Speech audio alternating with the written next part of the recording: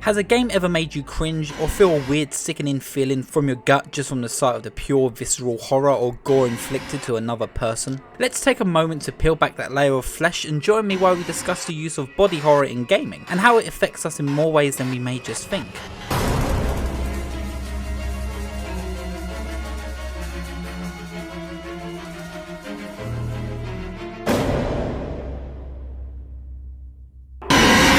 Body horror isn't necessarily a genre on its own, but it's a technique and tool to use to amplify the shock, the scares and even the horror. You could be talking about the Saw series or even movies like Audition, which mostly use the body horror to add to the story or even the underlying message of the film itself. But no matter what type of media you may be consuming, you always find a form of body horror in there. Many people give examples like The Thing or even that scene from RoboCop, or to the works of Junji Ito or even some certain music videos out there. We as people will always be affected by body horror no matter what the subject may be. I remember the first time my belly and body felt funny from watching a movie that contained a lot of body horror as a tool, and that movie was of course Akira. Those final moments will always stay with me no matter what. Whenever I watched it at a young age, I didn't really understand the subject matter or what was going on, but all I knew is that I was uncomfortable and I could feel every single part of my body cringing at once. But maybe it was Resident Evil's zombie cutscene, or seeing William Birkin transform into a monster uncontrollably, or even the gross transformations from Parasite Eve. You can't deny there's a huge market for this due to the survival horror boom of the 90s.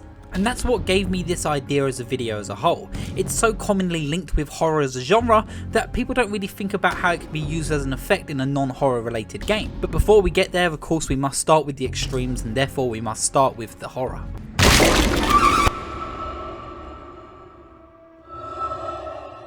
Dead Space did something that not many games could probably do.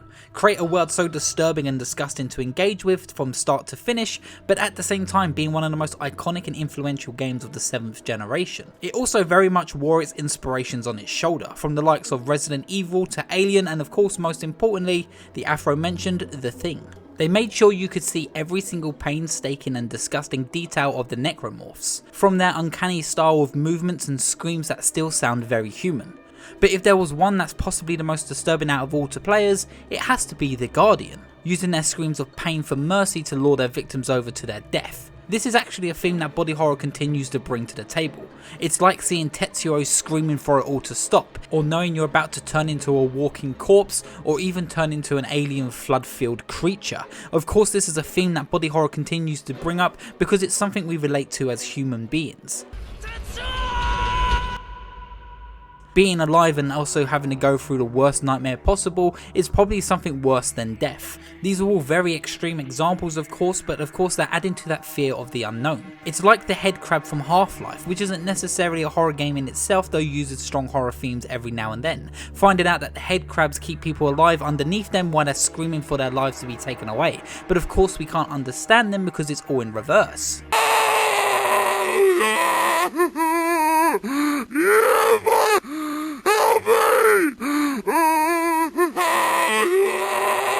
We have little control of something we don't fully understand, but when it's able to take full control of our own bodies, that's how it changes and uses that fear and horror. And sometimes games that use extreme uses of body horror focus on something that could be even something a little bit more real, in the likes of The Last of Us, which uses a real fungi disease which is used on ants. But the idea that this could happen to a person and you see fungus growing out of your skull is very terrifying, and that itself is super disturbing. But of course these are extreme examples at their core. They're still silly and even sometimes cool and comedic to a ridiculous extent, with the likes of Rick Taylor or even Wolverine being ripped apart and healing and shrugging these off like they're just a flesh wound. They mean nothing to these people, or the way humans get ripped apart by aliens in Alien vs Predator, or the way that Jason kills and snaps people in half in Friday the 13th.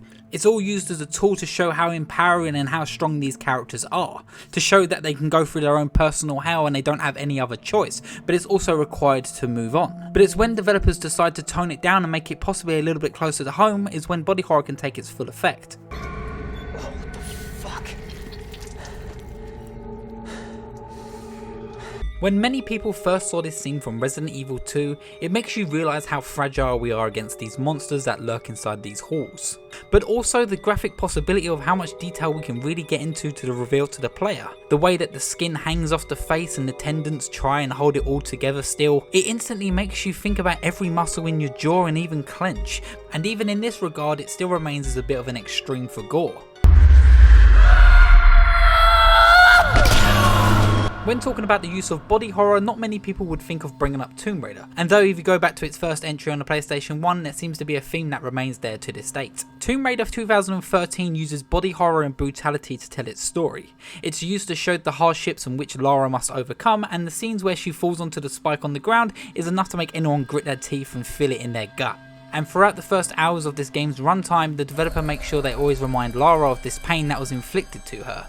With every slam, punch and even fall, the cameras are meticulously placed to show you that she's in pain because of this wound. It shows you that she isn't invincible and that she's only human. So when she finally finds a lighter and a lack of medication to stop the bleeding, there's only one thing that we know that she has to do with an arrow, and it isn't pretty.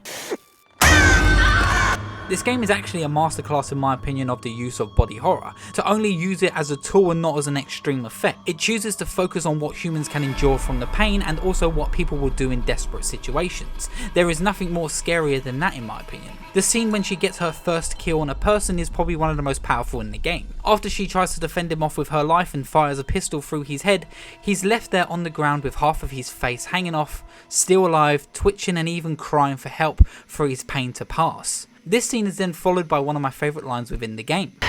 I had to kill some of them. I had no choice. That can't have been easy. It's scary just how easy it was. And that's a theme that follows when using a simple and realistic level of body horror. It really shows what humans can do to other humans in desperate situations, and it's even worse when you know it isn't really far from our own reality. And that's why Outlast really focuses on this idea. What happens when you're stuck with no weapons or tools to defend yourself in a place filled with insane and extremely powerful people? There is nothing more intimidating than the likes of the Groom or even Dr. Traeger, characters who want to torture you and do things to your body without any remorse. Red Barrel forces the player front and centre through all these torturous scenes. They make sure that your heart will brace and even clench at times, definitely if you own a pair of testes. Don't, please! And it's very rare that it actually leaves the realm of possibility, well at least when it's using characters that are at least human. Remember earlier when I spoke about Dead Space? Well, Dead Space has a fun little finger gun which you're able to kill necromorphs with, but also so does Battlefield. I find games and films that use the simple style of cringe endorsing body horror just by snapping your fingers back into place something that's very effective. And it's also something that many people could relate with because it could happen to anyone in their lifetime. Body horror doesn't have to be necessarily over the top and violent to expect players to get a reaction. It can just be used to show how dangerous the world is that they really exist in. But then there's a side to body horror which not many people really think about, and that's the psychological side of it, which for me is way more interesting and relatable overall. As many people know by now, and if you watch this channel, you know that I grew up and still deal with a lot of gender dysphoria related issues. I don't think there has been a day where I don't think about my body and what I hate about it or what I may even love about it sometimes. But because of this, it makes games specifically that use body horror as a tool a lot more engaging and even leaves a lasting long impression on me. So when I see games like The Missing or Anatomy or even Silent Hill, it always comes back and makes me think about home and makes me think about things I deal with personally. Seeing characters and narratives that show players overcoming all the odds no matter how much the world throws at them, or even then maybe narratives that force the player to do something that they don't feel comfortable with doing and succumbing to their fears. Anatomy and The Missing both deeply challenge dysphoria and suffering inside the own home. There's not much I can say about these games that hasn't already been said, so I'm going to leave a link down below for both Anatomy and The Missing, which are videos created by SoftandHollows. She makes amazing videos and definitely worth your time, so please check her out. She really does a deep dive on what these video games mean. But for me personally, it's games like Layers of Fear 2 where the player is the subject matter of gender identity. The player is constantly told to choose between what a woman should do or what a man should do. But the game also focuses on clear ideas on what should be expected from each gender and what should be expected from the male role and even what should be expected from a female role, with no exceptions. But there is also a creature throughout this game which lurks every single dark shadowy corner, and that is the formless monster that has no sense of identity or feeling human. And it's this monster which relates to me the most out of this entire game. The idea of having a lack of personality or even defining characteristics and sort of blending into the mould and becoming just another brick within the wall. but I often think about the Silent Hill creature designs and what mine would look like in my own personal hell. Seeing your worst faults and insecurities manifest into a creature. And it's also something that I honestly relate with easier as the years go by, because I begin to understand what I was scared of and begin to understand what I'm insecure about. But not feeling normal and out in touch with my own body often makes me feel like that maybe I'm the monster itself, and it's just not allowing me to be free. If you're maybe watching this and have any insecurities about yourself or the way you feel towards your body, just remember that you're never alone. There's communities out there. I will talk to you. If you want to talk to me privately, feel free and go ahead. If you want to feel like you belong, then that's probably the most important thing. Growing up, whenever I watched horror movies and whenever I had that gut-wrenching feeling, I was often told that it was all fake and it's all a movie. But for me, it felt a little bit too real, because there are insecurities about my body that I've always never felt quite happy with. So when I'm being told that it isn't all real, it all feels too real to me.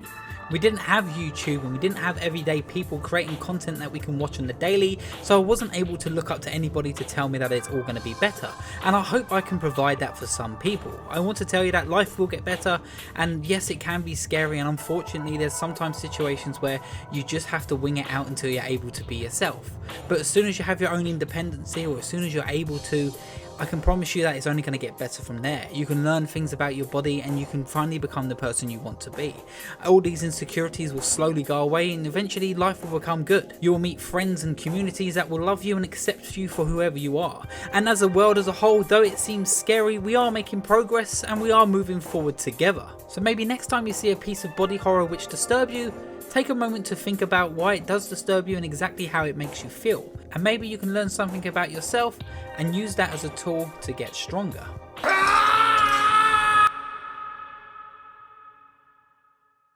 Thank you all so much for watching this video. I really do hope you enjoyed. I had so much fun going back playing Dead Space and some of my favourite horror games, or even just games that are not really horror necessarily. It was a blast to look into body horror and actually take a little bit more of a personal dive in what it means to me. As I mentioned earlier, I'm definitely going to link down below Soft and Hollow's videos, so please check her out. It's totally worth your time. And of course, if you did enjoy this video, why not subscribe and of course leave a like and maybe a comment down below some moments of body horror which freaked you out when you were younger or even still to this day. As usual, thank you so much for watching, and of course I'll see you at the next checkpoints.